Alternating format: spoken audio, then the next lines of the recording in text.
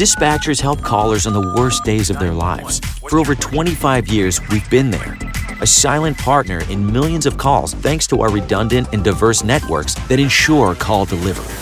Today, cities are bigger, traffic more congested, and the challenge is more complex.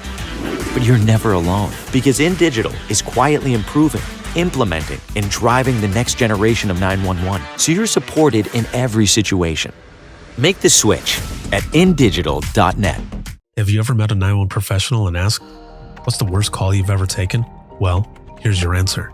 I heard your last breath the night you flipped your four-wheeler. I tried to call you the day you committed suicide by driving your car into a tree. Blue face, cold to the touch. I helped you with CPR after you found your infant face down, not breathing. It messed me up. I did everything I could, but it wasn't enough. You were with me from the beginning, Grandma. 27 years later, I took the 911 call when you died. How fitting to be there for me in the beginning, and I was there for you in the end. I miss you, Grandma. I am 911. This is but a glimpse into the world of emergency dispatch. But what is it really like to answer a call during someone's nightmare? What is the impact on the first responder answering the call? Available on Amazon or where you purchase your favorite books and ebooks. Imagine listening. Your worst day is our everyday.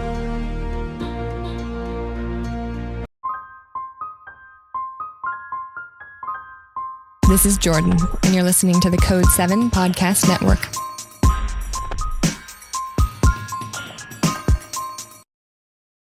Warning. This episode contains the 3 A's of podcasting: adult content, adult language, and awesomeness. You've been warned. Yep.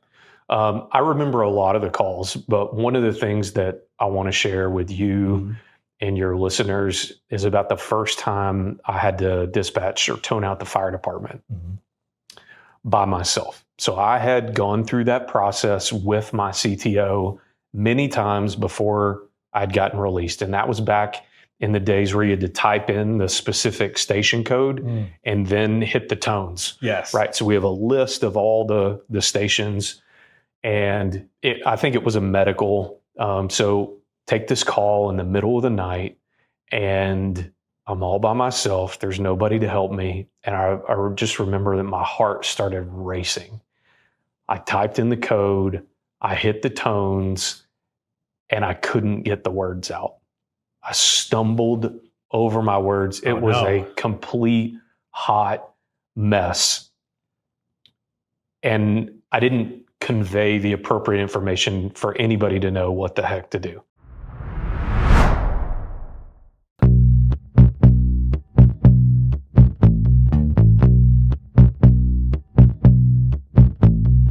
Welcome to Within the Trenches, true stories from the 911 dispatchers who live them.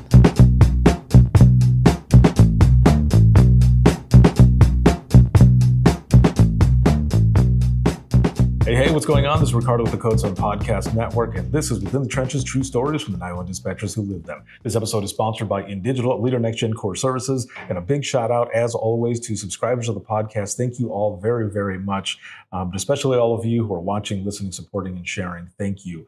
I am in Texas this week, and I landed in Dallas-Fort Worth, and for whatever reason, immediately I started playing the Dallas theme music in my head, which is probably past a lot of your time who are watching this right now. But there was a show in the 80s called Dallas, and I was immediately looking for JR. So I'm here teaching, recording episodes. It is going to be awesome. I'll be teaching for Tarrant County, and the next week I'll be in California for National NENA.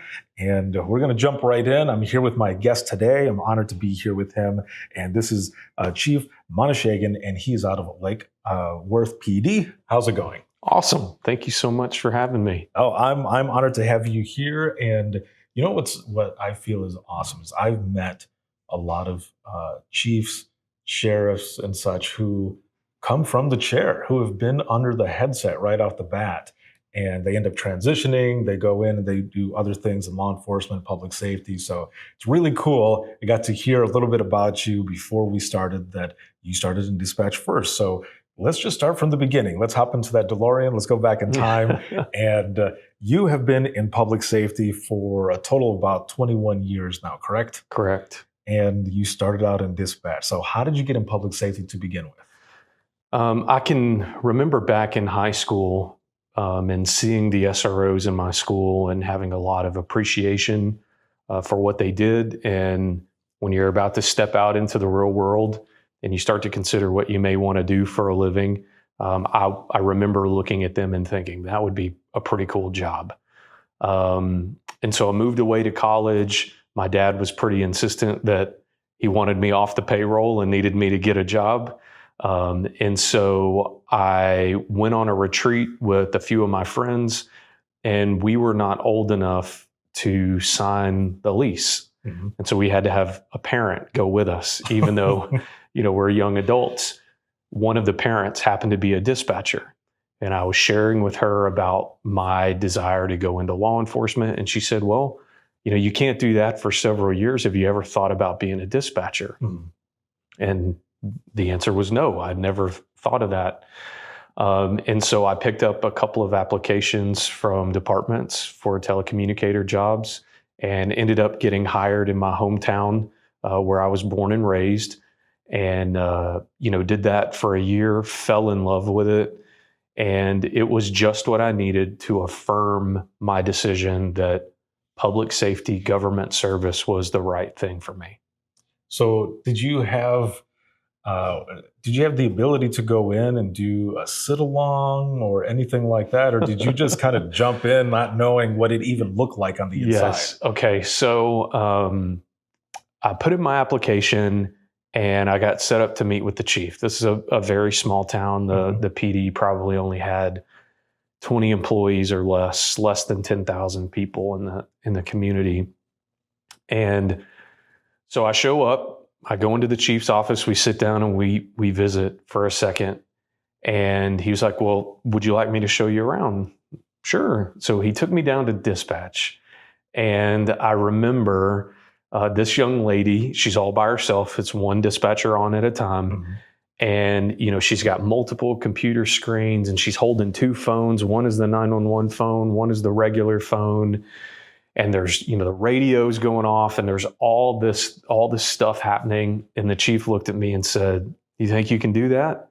And I said, yes, sir. And he said, okay. And that was it. That was it. Welcome to dispatch. Yeah, exactly. And I'm sure now looking back as a chief, they were probably desperate, and here comes a warm body, eager to get involved.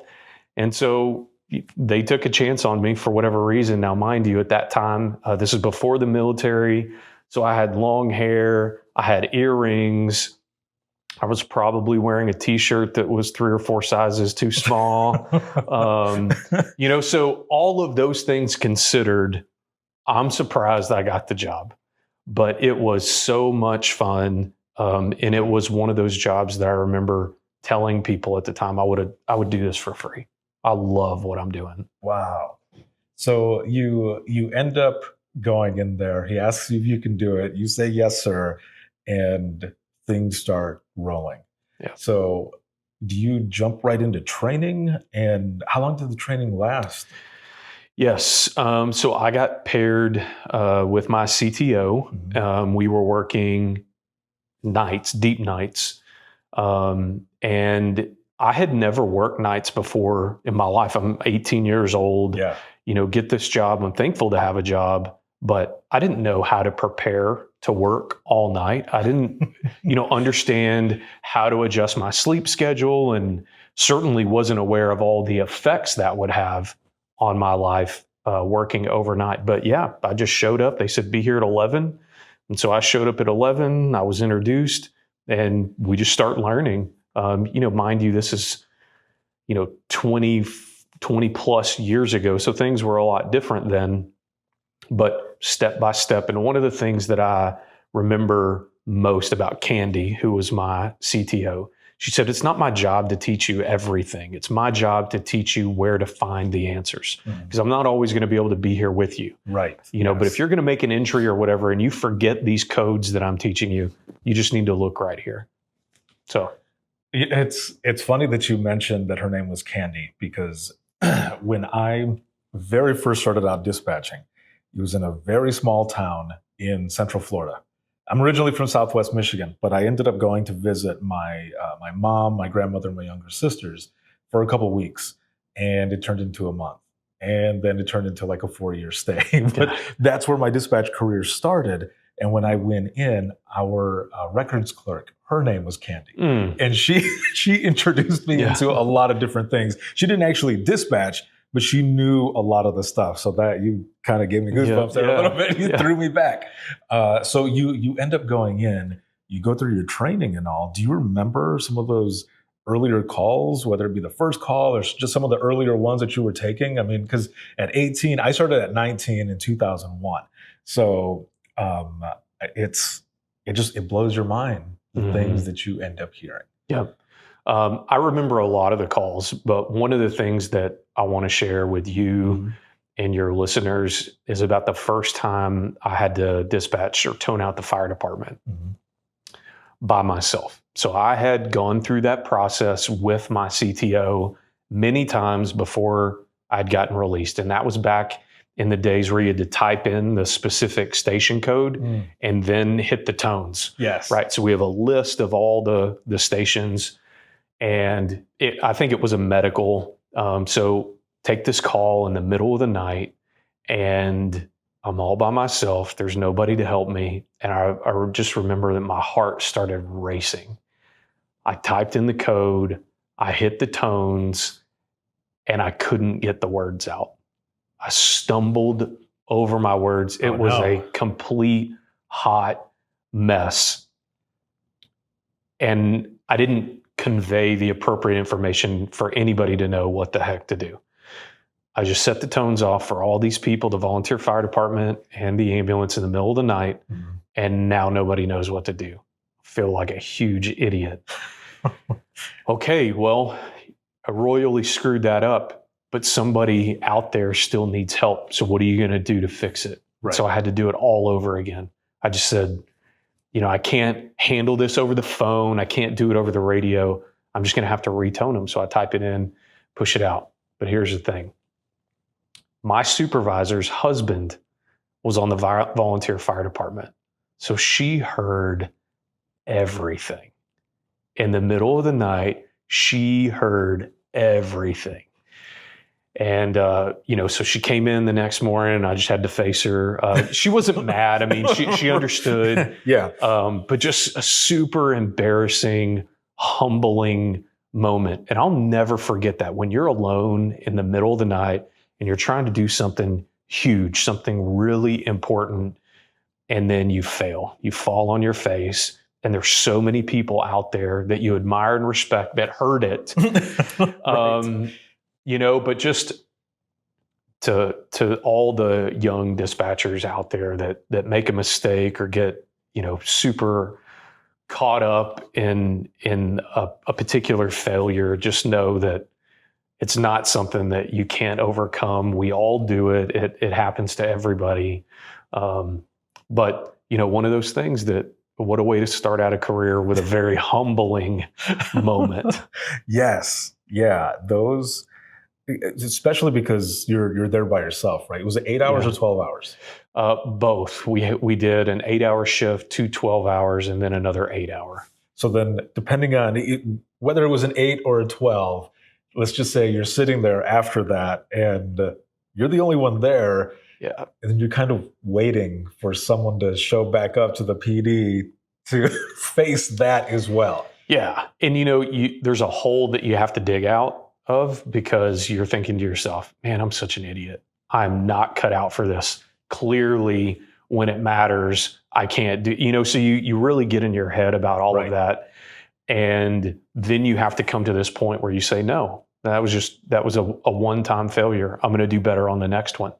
I know how it feels. I know what I would do different, and I'm not going to let this hold me back. And from there, I just tried to use that moment as a springboard to get better. Once you realize how bad something feels and you make up your mind, like, I don't want to be there, I don't want to go back to that feeling, that's a pretty good motivator.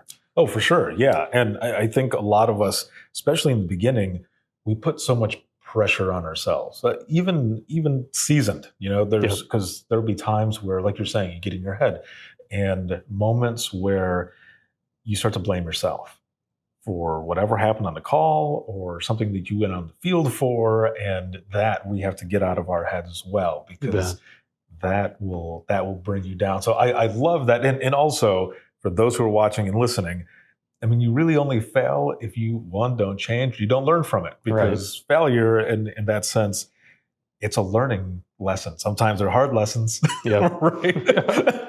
and like you said, very humbling, but you end up learning and you take that experience with you. Yeah. So you go through this, you have this moment, you have the moment with the supervisor and all, you continue at it though, you keep going. Sure. And after that year, you end up going into the military, right? Yep. So I had been around enough to know that I wanted to be a police officer. Being in dispatch, and again, being in a small town, we are hand in hand, same building, same spaces. I did a lot of ride-alongs to try to understand both sides of the job. And again, it was enough for me to say, this is exactly what I want to do. I feel like this is what I was put on the planet to do. And so I had a decision to make. In Texas, you can't be a police officer until you're 21. And I was only 18. So I had to figure out what I wanted to do with those years. And my goal was to be the best prepared police officer that I could. During that time, this was about 2004, so we were knee deep in the war in Iraq. And I thought, well, there's a lot of benefits that go with the military. I'd taken the ASVAB, the military entrance and aptitude test, when I was in high school. And I thought, you know what, I think this is how I want to spend that time.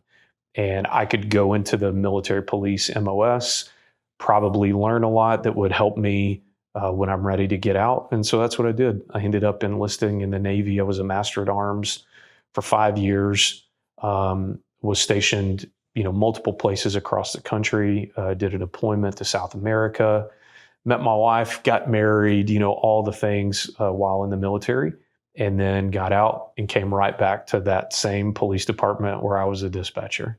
Wow. Yeah.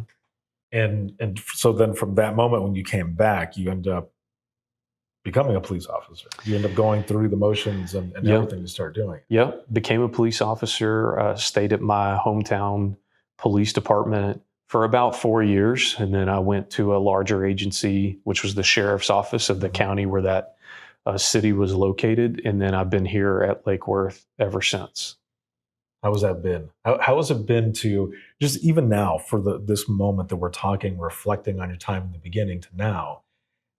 How has that transition been? Like, it kind of sounds like you knew that where you wanted to be, but do you ever reflect on those moments and think, wow, I went through a lot and here I am, I got here. Yeah, absolutely. Everybody's path is different. And I think I'm no different than anybody else, where I struggle when I look at other people's journeys and I compare them to mine. And I sometimes feel like maybe mine is not adequate or, is not as significant as what others have done. But when you take a step back and you really do reflect on who you are, what you've done, the blessings that you've been given, the positions that you've been able to serve in, I am very, very thankful to be where I am, to have come from a little small police department, dispatcher at 18, to being the chief of a police department in a major metropolitan area and the fastest growing place in the country. It's really exciting. But I don't think that I would be here if those humbling small town moments were not a part of my story.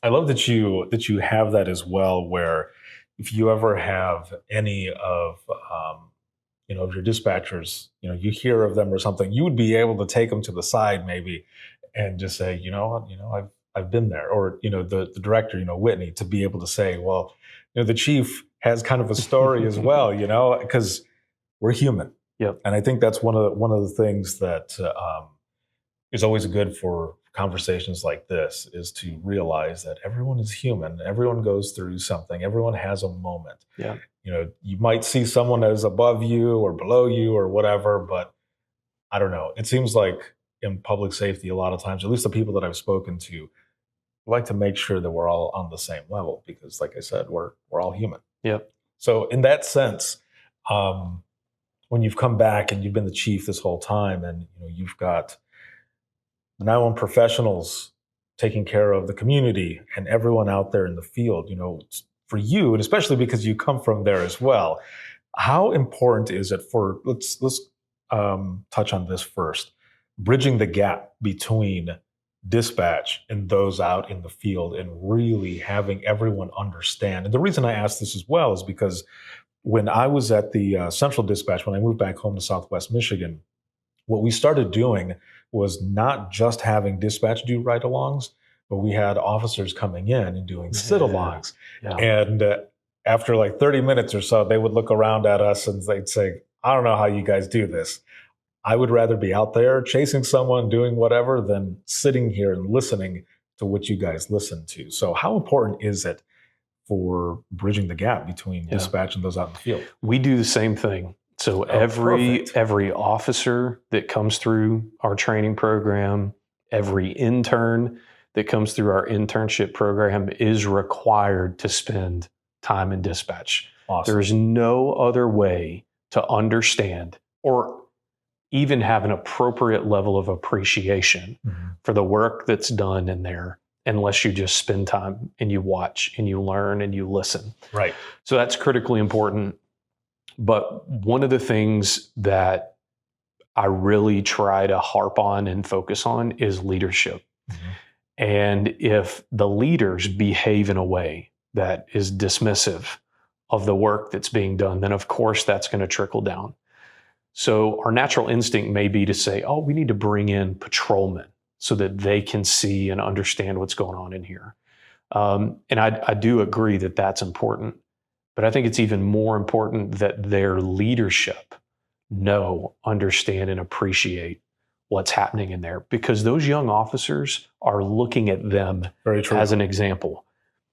And if they're coming in dispatch and getting a good perspective, but then that's being contradicted by the behavior or the words of their leadership, then we're moving off course. They're not having the takeaway in the appreciation that we want them to have.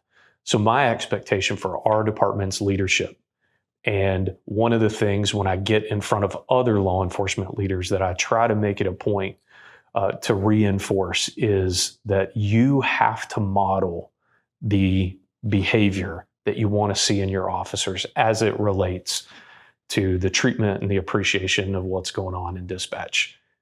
You can't expect your officers to be in there and be interested if you're not in there and interested. You can't send them in there with the expectation that they learn and take something away that's going to help them in the field if you're not willing to ask your leadership to do the same. And so when you're the chief or when you're in an important leadership role, you have a lot of influence. And so the question is, what are you going to do with that influence to make things better? And I have the ability to order people to spend time in dispatch. I have the ability to not tolerate a lack of appreciation.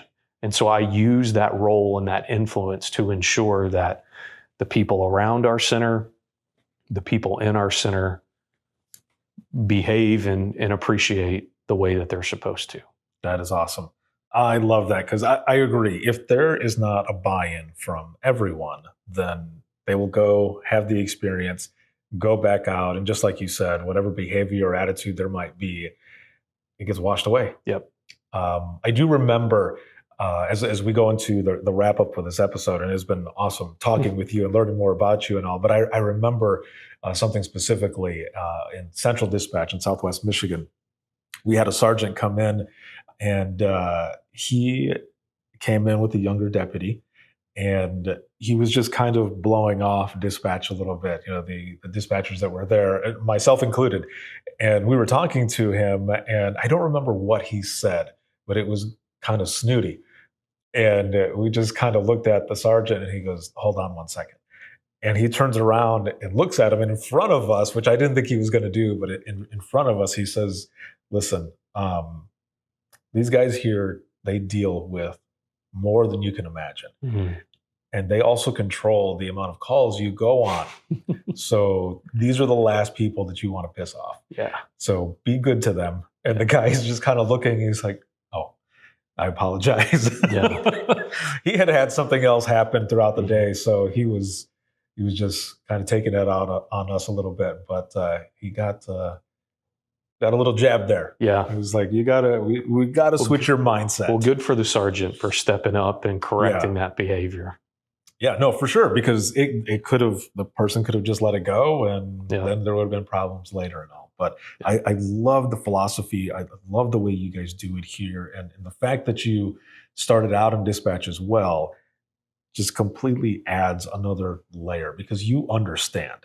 You know what it's like taking those calls. A little bit. Yeah, well, I mean, bit. It was a year. There's a lot that can happen in a year. You're right. I just don't want to oversell it.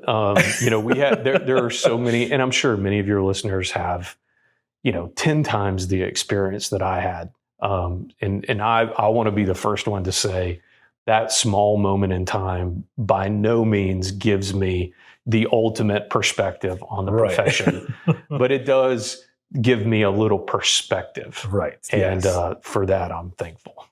I love it as well. Just the fact that you have some of that experience definitely opens the eyes to a lot of folks, a lot of other officers that, could just be talking in the sense, and you could say, hey, I was there. Yeah. I understand a lot of, what it is that they go through.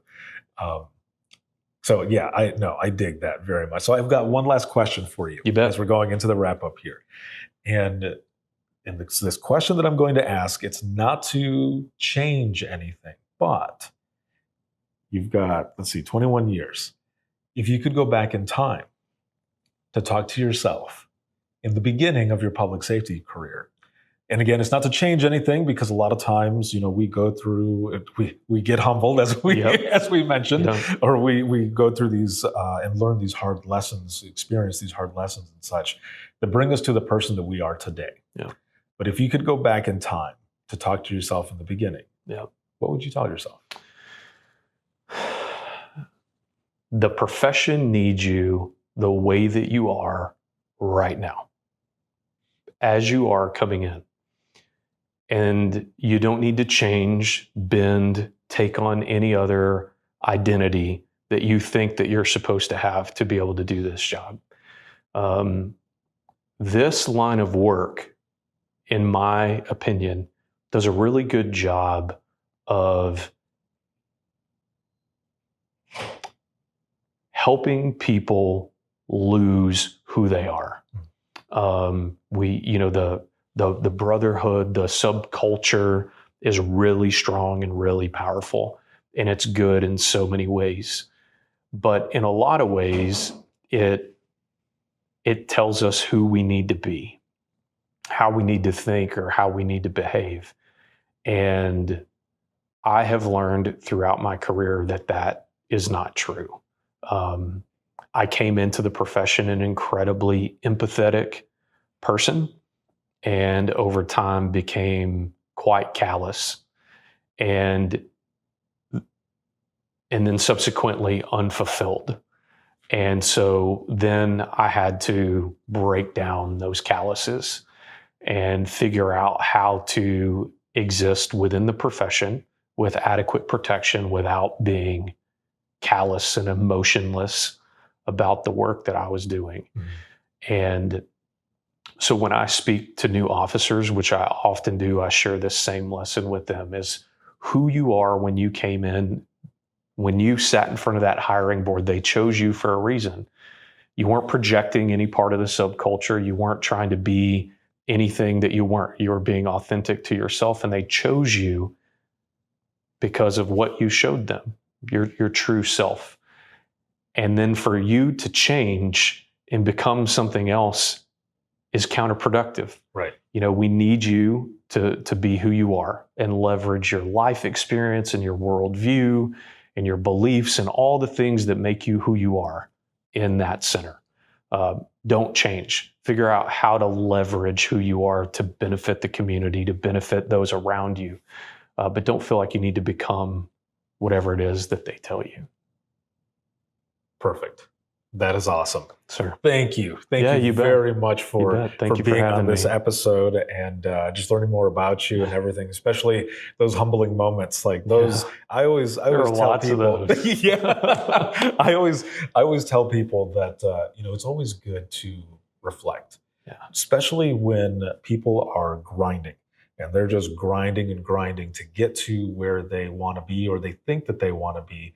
And sometimes they're in the right spot. They're in the place that they're supposed to be, but they don't give themselves the time to stop, reflect, and be aware or realize, hey, I'm actually living what I've been wanting to live.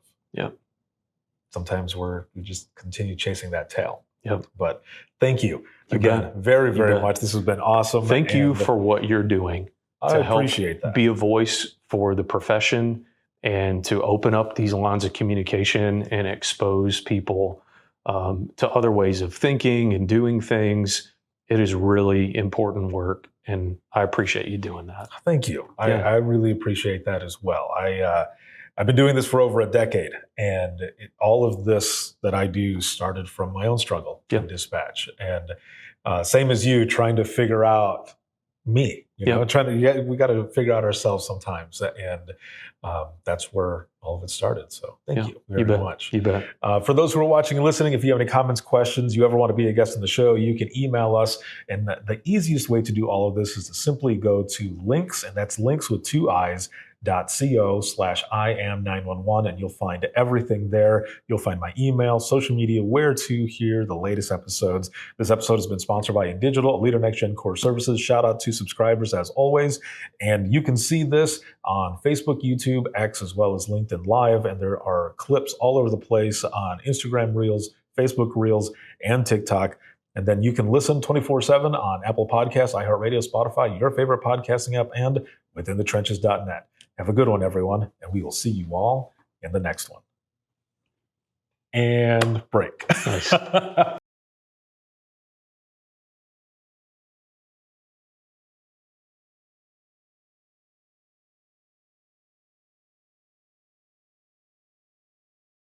Imagine listening to someone's worst day every single day. Imagine listening as someone experiences life through their worst nightmare to the miracle of birth or a life saved.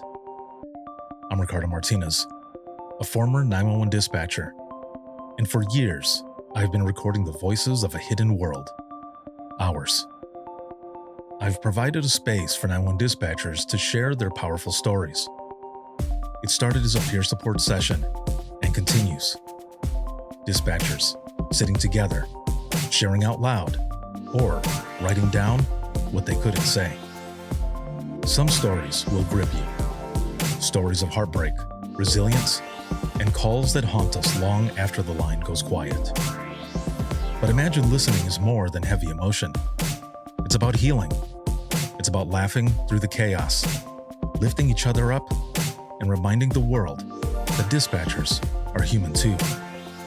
The lighthearted will balance the heavy. Experience the power of storytelling, a podcast for the thin gold line and those who want to understand it. This is Imagine Listening. Your worst day is our everyday. Subscribe now wherever you listen to your favorite podcasts.